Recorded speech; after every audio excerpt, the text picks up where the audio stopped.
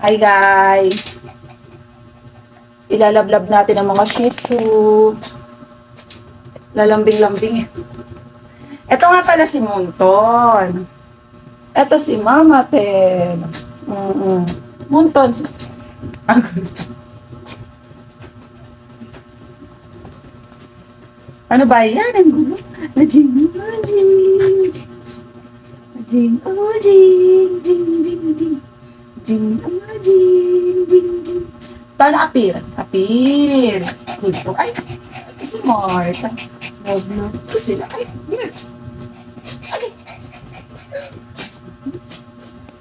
Agi, ang kukulit. Lali. Agi, ang kukulit. Kulit. So.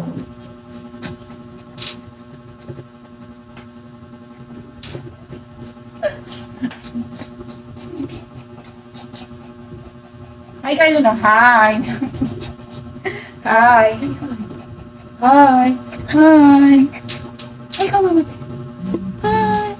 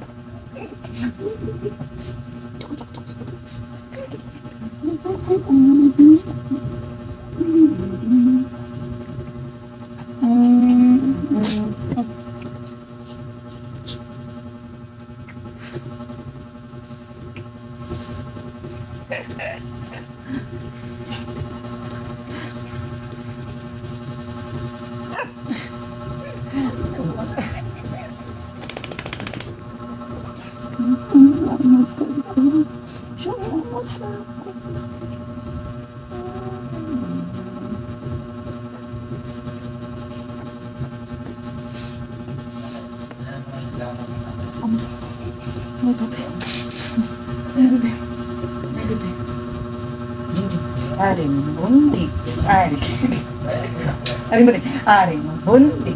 Anjing.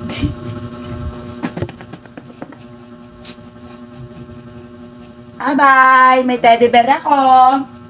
May teddy bear.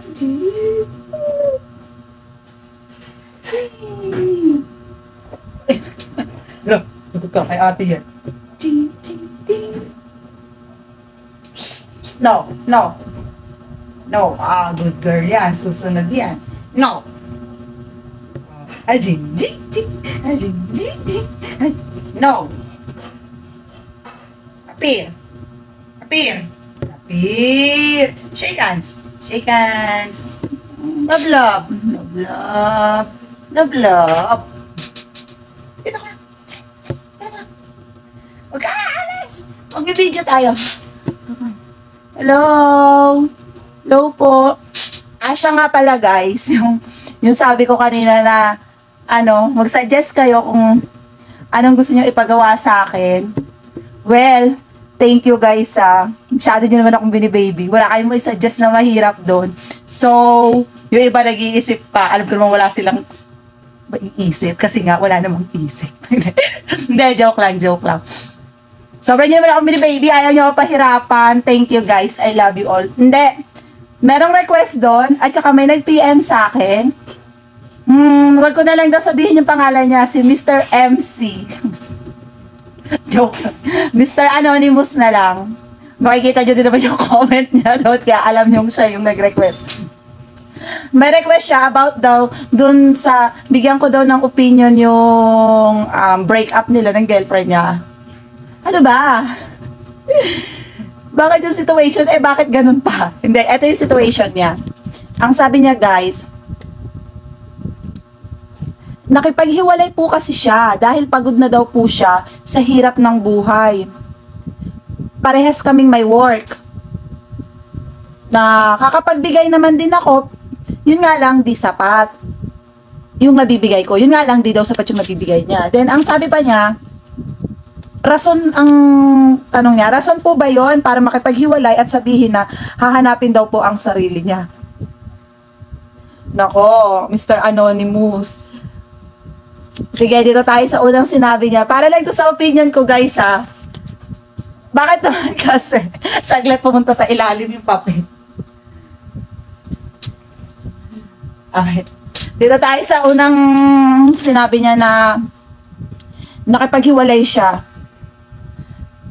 Unang-una, kung nakipaghiwalay, huwag mo nang ibeg na para bumalik sa'yo. Kasi pabababay mo lang sarili mo. Dapat alam mo rin yung worth it mo. Then sabi niya, dahil pagod na daw po siya sa hirap ng buhay. Unang-una, kung nagmamahal ka, wala yung pagod. Kung mahal ka ha, wala yung pagod na yun. At saka ang buhay, habang buhay tayo, ganyan talaga, puro struggle.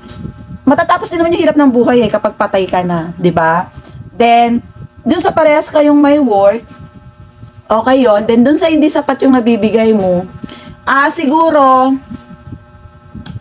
way niya na lang yon para makapaghiwalay sa'yo. Ang masaklap dito, hahanapin niya yung sarili niya. Diyan pala, nakakatakot na tumakasama habang buhay kasi hindi niya alam kung nasaan yung sarili niya. Yun lang. Mr. Anonymous, bakit naman kasi sa akin ka pa kumuha ng payo na to? Sarili ko nga, hindi ko mapayuhan. Pero maganda talaga yon yung mga kapwa,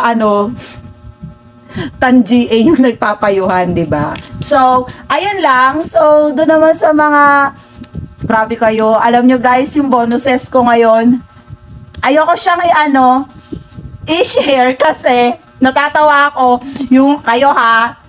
Alam ko kung ano mga picture ko doon ng paborito nyo kasi yun ang mataas ang metro. So guys, thank you so much. The whole day na namin open yung aircon kasi may pambayad na kami dahil sa bonuses. Then, love you guys. Sa susunod na uli. Kasi maglalablaban pa kami ni Mama Tel. Ito pala si Mama Tel. Walang breakups dito sa kanila, sa mga shih tzu natin. So, kaya love na love namin sila. Sige guys, bye-bye na. Sana may natutuhan kayo doon sa pinayo ko.